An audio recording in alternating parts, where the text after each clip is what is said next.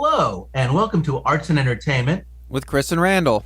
I'm Chris, I'm Randall. and welcome to the show. Today, Randall is going to talk about his views on photography and whether or not it's an art form, which is going to cause a lot of discussion. And because it's going to cause a lot of discussion, I want you guys to comment. And the best way to comment or subscribe to hear more of these outrageous things, because you can't dislike it, and to share. Randall, what's the best way to give your 2 cents or your feedback? Our Facebook page, our feedback. Give us feedback. Our Facebook page is pretty popular. Arts Entertainment with Chris and Randall. Check out our website, chrisandrandall.com. Our podcast is like a real podcast. You could download it, subscribe to it. If you're watching this on video. Excellent. So Merriam-Webster's dictionary defines art as the conscious use of skill and creative imagination, especially in the production of aesthetic objects. Dictionary also defines a work of art as something that is produced as an artistic effort or for decorative purposes. Now, Randall, I know you're not alone.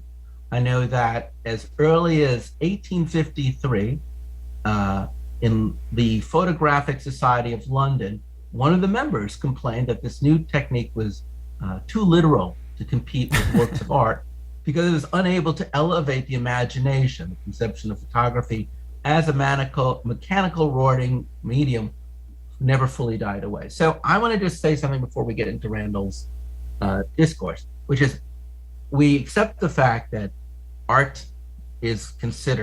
that photography is considered an art form. And I have gone to many galleries and I am very fluent in looking at photography in art museums. Randall is an excellent photographer, a gifted photographer. The view that Randall holds is not representative of the view I hold. And with you don't even know what view I hold yet. I don't know what view you hold. I know I never agree with you. So anyway, all that preamble set aside, Randall, share us your view. Well, just let me start with an overview of the whole debate. I mean, this is an old debate, as you've already pointed out, Chris, going back, 150 years, 200 years?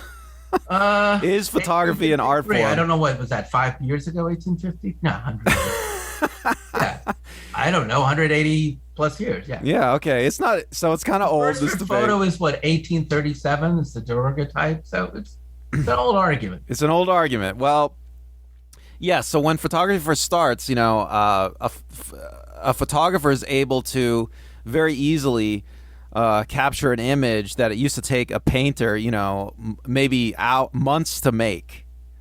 And the photographer could just make it very quickly and easily. The early cameras weren't that easy, and then the image the photographer made was a superior image to what many painters could make at the time. Because photography is not perfect. When people take a picture, the lens distorts the image a little bit. Not every wavelength of light is captured on the film the same way the eye would look at it.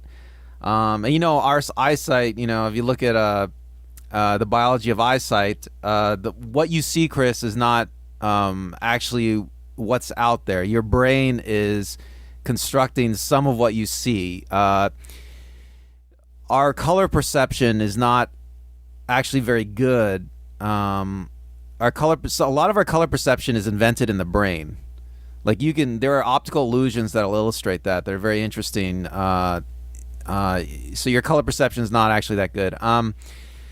But so photography, so in the beginning of photography, when photographers were taking these pictures, a lot of the old guard in the arts would say, "Oh, this is not real art because it's too good," right? It's like the image is too perfect. I mean, it's in a lot of ways, I think, just taking pictures, I think in a lot of ways, photographs are superior to our own vision.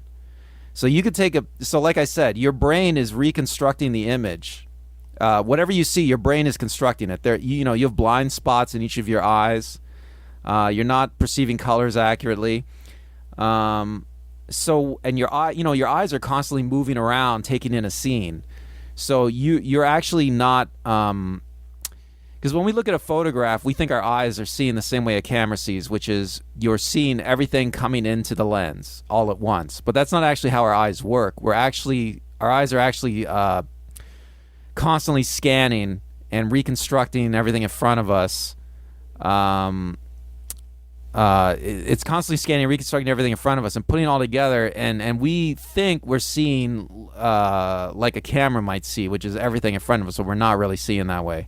So in some ways, a lot of ways, the photograph is like superior to what we're seeing. So in the early days of art, they're looking at these photographs and they're astounded, and they're saying, and it's too perfect. I mean, I could see like how their minds would be blown, because just imagine, for most of human history, you never see. I mean, maybe on a painting. So you look at a painting from the era, and the paintings are very good quality. They're very detailed.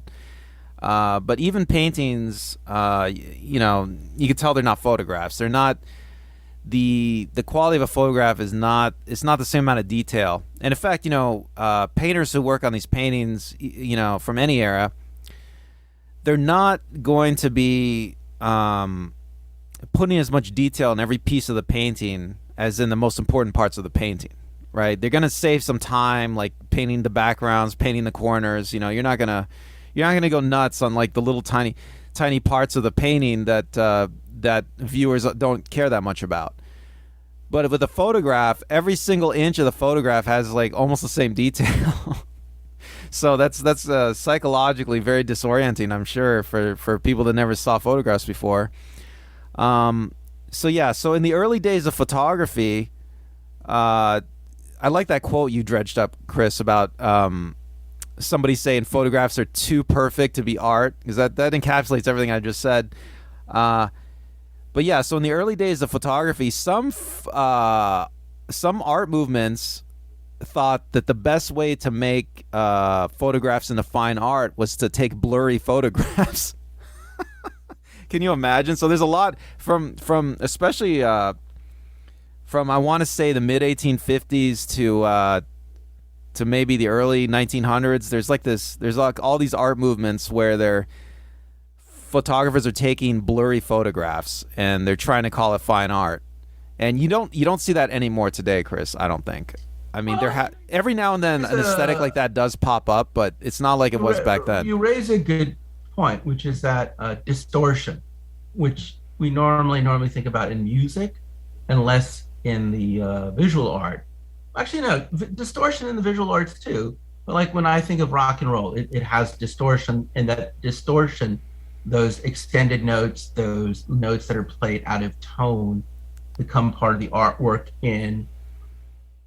or Impressionism, which is rising concurrently with the rise of the camera in the 19th century, and even abstractionism in the 1940s through early 60s, is about the aesthetic of incomprehensibility. So it is interesting to think that photography just picks up on that distortion, on the lack of accuracy as being a form of art. Certainly today, I still see photographers, I know photographers who will deliberately oversaturate, blow out, will deliberately do what would be objectively a bad thing because it lacks accuracy, but by doing so create something that a lot of people would say is a work of art because it is willing to break with trying to be an exact replica of the way we actually see the world. Yeah, yes. From an aesthetics point of view, you see this over and over throughout the years, where this idea that making something less accurate to reality makes it more artistic. I mean, it's a weird idea, actually. I mean, it's like, I don't know how much merit it really has, but you see it pop up over and over. I do think that abstract art, impressionistic art, it's directly influenced by photography, by the advent of photography, because you have photography get invented. People are going around taking all these pictures, and painters suddenly say, well, we can't compete with photographers anymore, because painters, their job used to be the job of the photographer. Okay, so for instance, if you look at paintings from the pre-1850s, I want to say like even throughout the 1800s, a lot of the job of painters was the job of photographers. People were painting pictures of rich people, rich people's houses, rich people's pets, portraits. Basically, they were portrait photographers for the most part, and now people just do that on their own with their cell phone. It's like, well, but you still see portraiture. I mean, every president in the United States has still a painting of themselves. In fact, many great, powerful people, it's still a sign of status not to get a photograph of yourself can be a sign of status, but I still think there are paintings, people do get paintings done, and that is still continuing a very regal and noble heritage. Yeah. So, there's a lot of getting your portrait painting tradition still going on. But it the is President of the interesting United to States. point out that when you look at the infamous or famous Obama portrait, it's the first one to really break with realism. Right. You see, and the reason they're doing that is because that's a centuries-old tradition that's going back to the advent of photography, where painters are like, they're thinking, well, what are we supposed to do now that there's a camera? It makes total sense. That portrait of Obama looks much more like a painting of Obama than a portrait of Obama. The background, the choices, the descriptions. Right. There's one of Queen Elizabeth that was recently taken. I'm sorry, not a portrait of her recently taken that caused a lot of controversy for that same reason. So it is interesting to point out that in the world of contemporary portraiture for painters, there is no longer as much a desire to compete with a photographer, but to become more interpretive in how you render. Right. They're I mean, not like sculptors anymore.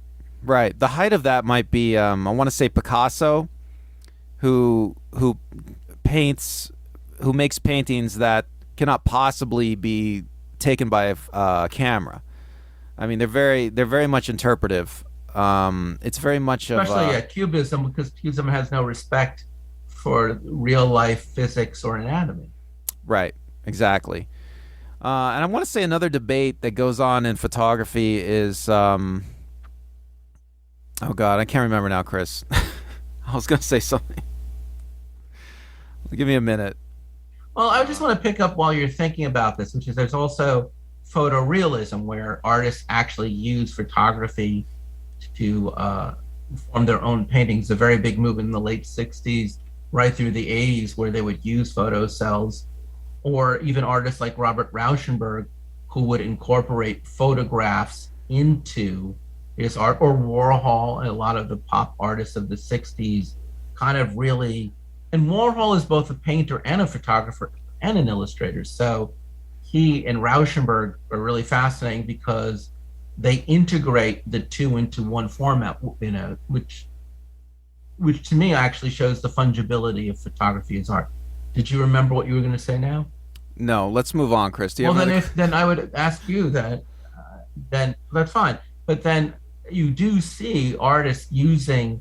There's a synergy here, because you have artists in the 20th century who are using photography as a way of informing their own art by either incorporating actual photos or painting on photos, or looking at the way photos work.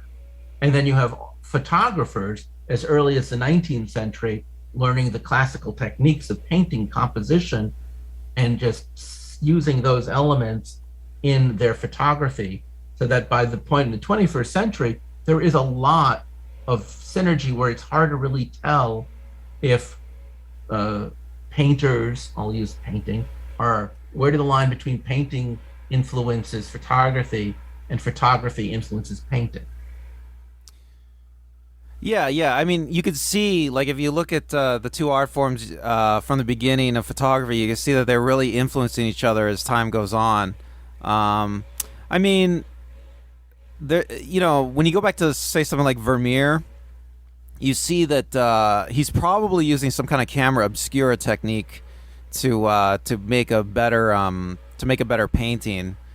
So I mean, explain what camera obscura is for those of us who are like, what is the camera? Oh well, it's like he's probably, you get a little room that's dark, and then you put a hole in the wall, and then you put your subject on the other side, and then you light up your subject with a lot of light. Okay, maybe you don't have electric light because it hasn't been invented yet. So maybe there's a window on the other side, and then the light comes through the hole and it projects an image on the wall of what's in the other room. It's like you're making like a camera. It's like the whole little darkened room is a camera now, and it's possible Vermeer or somebody, because if you look at their art, it looks very photographically realistic. You know, it looks the proportions are all great and everything. So how did he do that? Well, a lot of people think he used some kind of a camera obscura technique to make that, and probably a lot of painters are using techniques like that.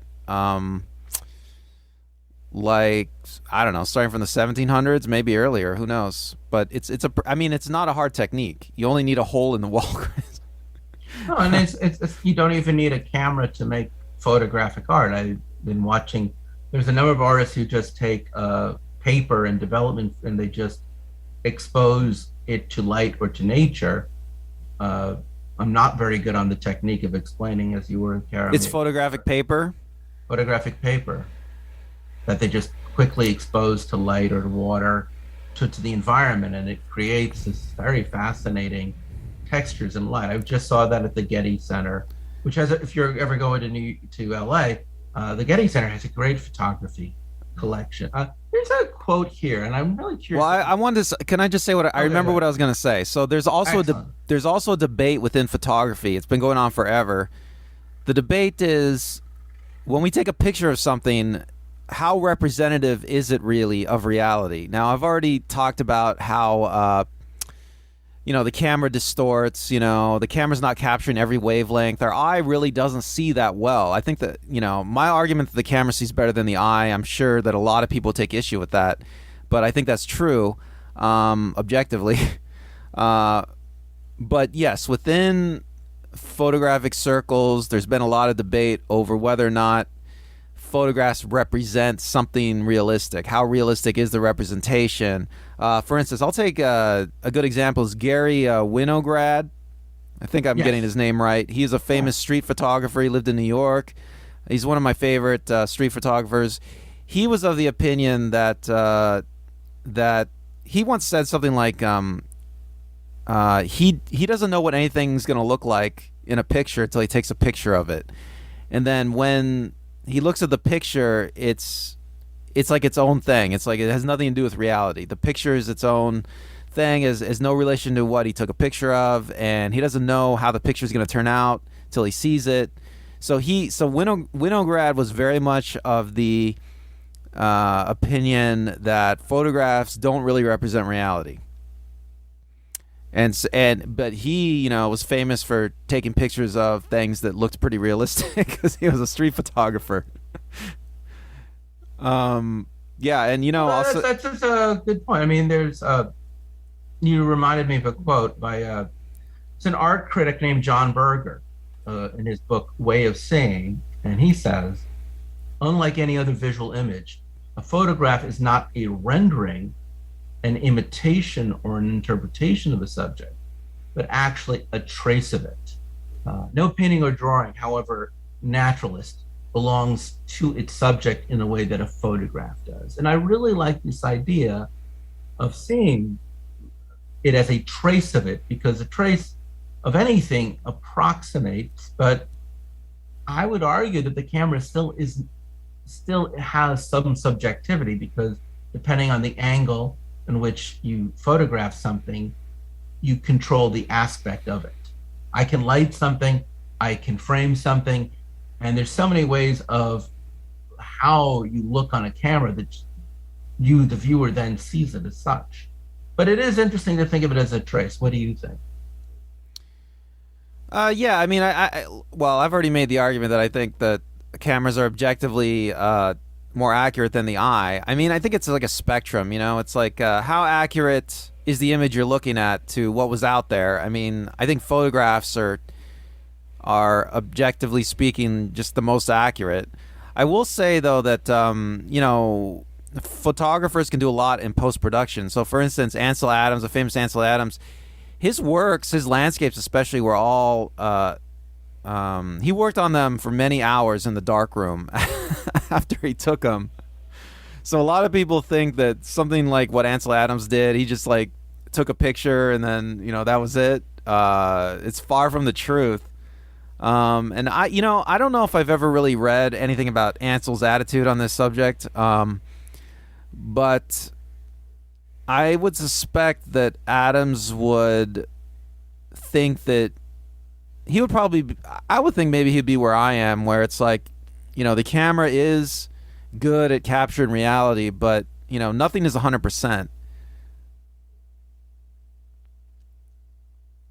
Well, I could even see making an argument that Adams, for those of you who don't know who he was a naturalist photographer who worked, I think, a lot of the times for National Geographic Time and Life, and he took amazing black and white photos, often of things like the Rockies Mountains, nature, and I don't think he ever worked in color, but his work, which is objectively nature, has a certain epic quality to it.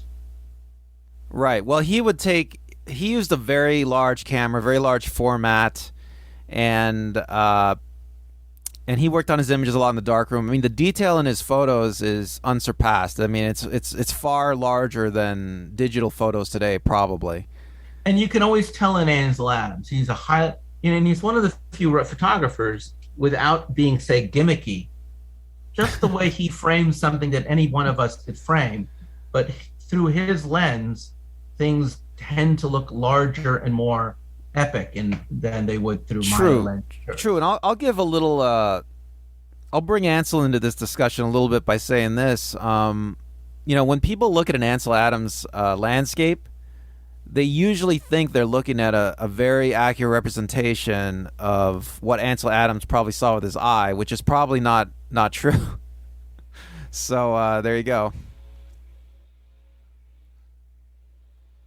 So then what about the fact that also we conceive of art as something that cannot be reproduced? It is a singular object, whereas a photograph can be reproduced infinite amount of time. Well, you're talking about fine art, right? I mean, I think that we had this discussion on another show. I'm not sure which one, but you can almost about this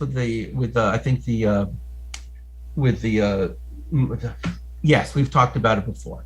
I think you can almost practically define fine art as art that can't be reproduced or is difficult to reproduce. And so there's a problem with photography in that, a lot of photography really wants to be fine art. There's a class of photography called fine art photography. If you Google it, you'll see fine art photography, which is a lot of like really pretentious pictures of like really artsy kind of subjects and things. But yeah, so fine art, you can almost define it as not reproducible, and the problem with photography is it's so easy to reproduce. I mean, Ansel Adams can take a picture of a landscape and work hours on it in the dark room, work hours just setting it up and trying to take a picture and taking lots of pictures just to get to the perfect shot. And then after the photograph is done, he can make infinite copies of it fairly easily. And you see Ansel Adams photos everywhere. So yeah, it's I don't think the reproducibility is something. This argument, though, personally, because look, art can be reproduced. I can have a poster of a Matisse or a Picasso.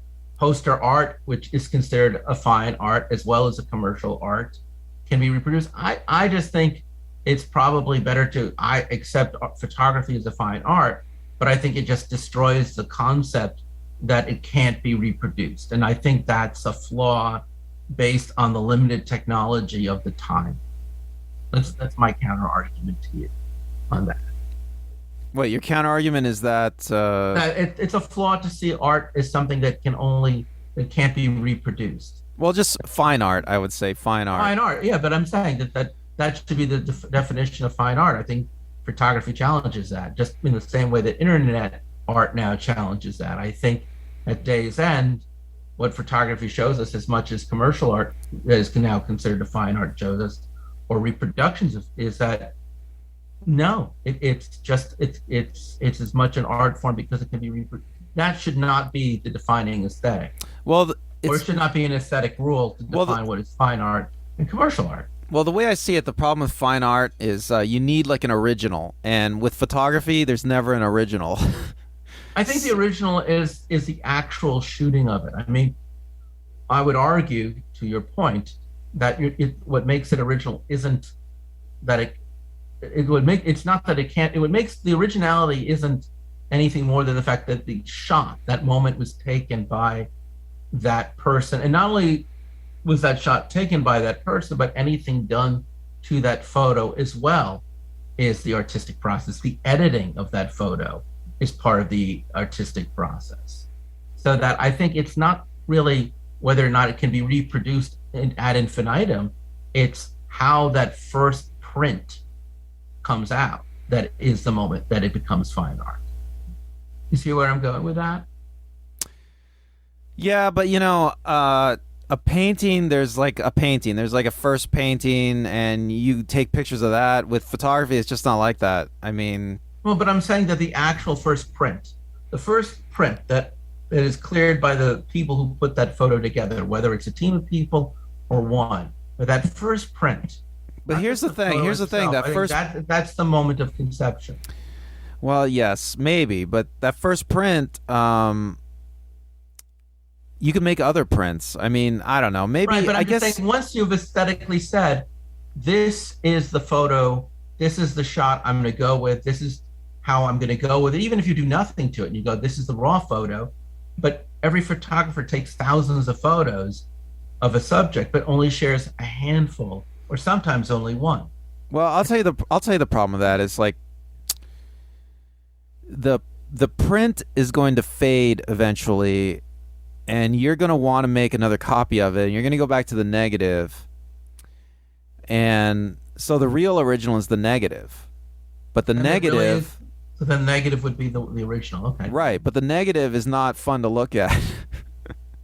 That's the problem. But no one's going to want to buy the negative. But the negative is where it starts, and then how that negative is treated is also part of the process, I would argue.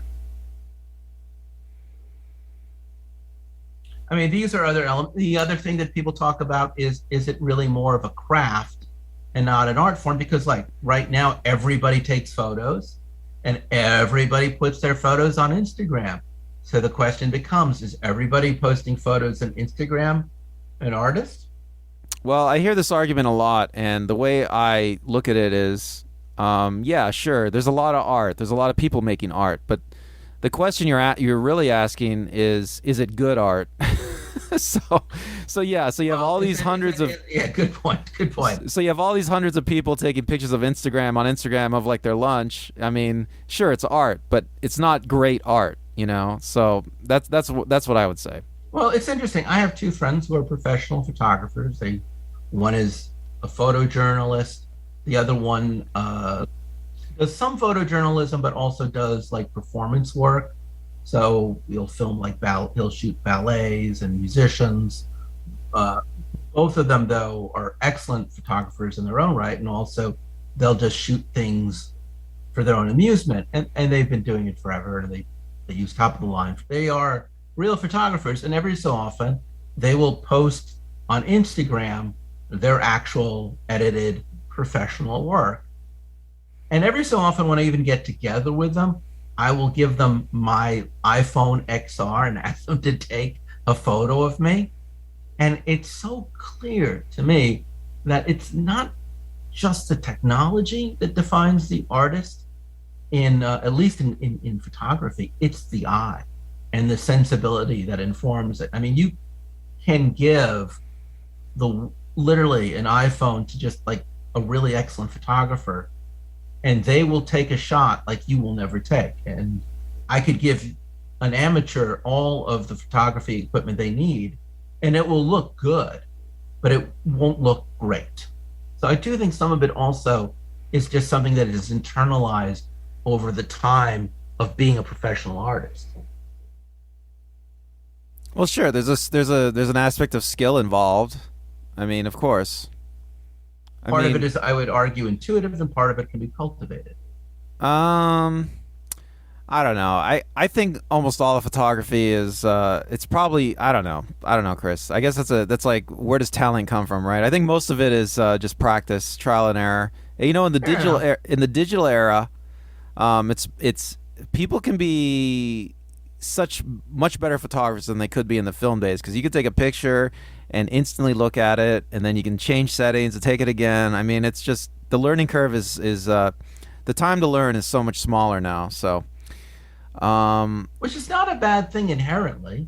no, no, it's great. I mean, you know what? There's a lot of great pictures out there now. I mean, it's like if you just like looking at pictures, it's a great time. Well, I mean, it's certainly possible that there will soon be a fine arts photographer who only works, say, with their cell phones and takes great I'm shots. sure there already are, Chris. They already are. There's probably an exhibition, which then means that, maybe it's become almost like a folk art or an outsider, or maybe how we define it will change because of the video camera. It's really fascinating thing. It is a even though it is almost 200 years old photography, it is still a very new art form. And that's why I think it might be very hard to apply the same aesthetic rules to define it as we would something like painting or sculpture and music, which are thousands upon thousands upon thousands upon years old. Well, I'll just say, aesthetically speaking, photography, it's a fascinating art because you create almost. I mean, some people work on photos for hours after they take it. But most of the photo is done when you push the button. So it's like an art form that takes like 1 second to make it work. I mean, it's I unique disagree in that because there's so much respect. that it takes to set up a shot, and you know this. It takes a lot to set up a shot, and then it takes a lot to edit a shot. I mean, some shots you do get automatically in without thinking, but even those still have to be cropped, edited, lit. It's not like, I mean, you're a very lucky day where you just take a photo of something randomly, don't do anything with it, and go, hey, that's awesome.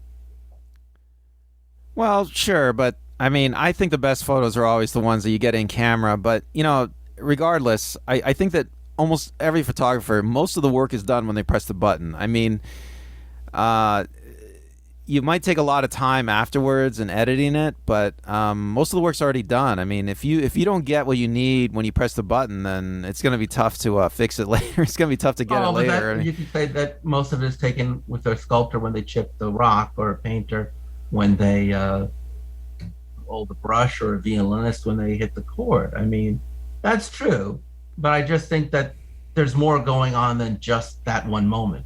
That's all I'm saying. I know the moment in well, I don't time know. I'll just say I defines. don't know, because I've been taking photos for a long time, and I think that one of the strengths of photography, one of the unique aspects of photography, is capturing like a moment. I mean, I like to just I'm a horrible shutter bug a lot of times. I mean, every photographer has a different aesthetic, a different way they work, and some photographers, they take very few pictures. They're like photographers from the old film days, where where they try to take like 10 pictures a day or something. Now, I want to say Garry Winogrand, he was a shutter bug. He died with hundreds of rolls of film undeveloped, sitting in his apartment somewhere. I think they're still undeveloped from what I heard. But I like to take a lot of pictures, and you're just trying to capture moments. It's like it helps to have ADD and just like kind of like be quick, and if you you develop your eye over time by taking pictures and looking at things later. And sometimes you just see something that'll be a good picture and you hit it, and later on you look at it and you go, oh yeah, I got that. Or later on you look at it and you say, oh wow, I don't even remember getting that, but that was amazing. And you're capturing these moments that sometimes you didn't even know they happened. And you look at the picture later and you think, wow, I didn't even know that happened. I don't remember that at all.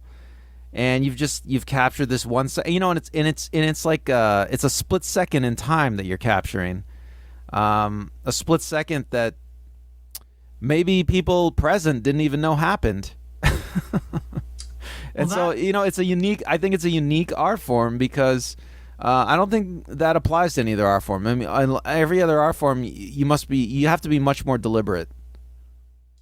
so well said, Randall. So well said. Randall, I know. Can you maybe put a link to your own photography link so people want to look at your Oh yeah, photos? sure. I'll link to my photography website. Sure. Well, I want to thank you for sharing this. It, I parts of what you're saying, I definitely agree with, and parts of what you're saying, I don't. But you certainly elaborate the way that we look at it. So I want to thank you for bringing Well, this wait. one up. Before we end the show, can I answer the Yeah, question of the show? Like, is it art? please. Yes. I will say photography is art, but I don't think it's a fine art. I think trying to make photography into fine art is like shoehorning it into the world of fine art. And I don't know. I guess that's it. That's all I have All to right. say. Well, thank you for sharing your truth. I don't share your vision, but I appreciate the you having this discussion, and I'd love to know what our viewers and listeners are thinking. If they are on your page, they're on my page, they want to make a third argument. You folks know how to reach us. So until then, I'm Chris. I'm Randall. Be safe and be well. Bye. Bye.